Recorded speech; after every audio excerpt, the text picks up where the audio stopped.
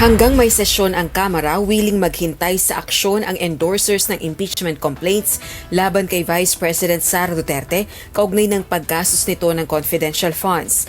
Si House Assistant Minority Leader Gabriela Women's Party List Representative Arlene Brosas umaasang magkakaroon na ng development sa mga reklamong ibig magpatalsik sa pangalawang Pangulo, kabilang ang kongresista sa endorsers ng ikalawang reklamo laban kay VP Duterte.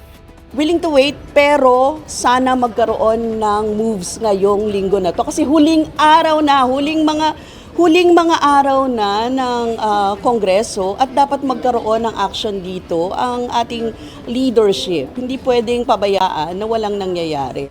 Ayon naman kay House Deputy Minority Leader, ACT Teachers Party List Representative Franz Castro, long overdue na ang impeachment complaints pero kung 1/3 ng members ng Kamara ang mag-e-endorso ng anuman sa impeachment complaint bago matapos ang sesyon ng Kongreso, diretso na ito sa Senado. Samantala hanggang ngayon wala pa ring naghahain ng fourth impeachment complaint. Ayon kay House Secretary General Reginald Velasco, nakapagbigay na siya ng sapat na oras para hintayin ito. Kaya ngayong linggo, balak niya nang i-transmit ang unang 3 impeachment complaints laban kay Vice President Sara Duterte sa tanggapan ni House Speaker Martin Romualdez. Kaugnay ito ng kwenestyong paggasto sa confidential funds nito.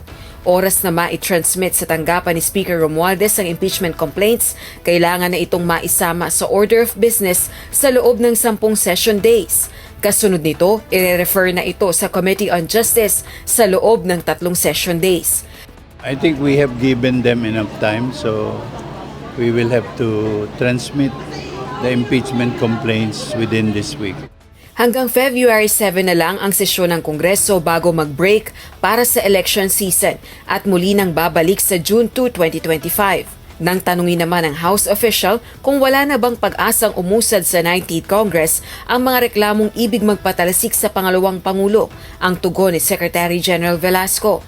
Hindi naman kasi nga anytime 1/3 of the members can endorse it, can sign a complaint in my presence and then diretso yun sa Senate. Hindi na dadaan sa Committee on Justice.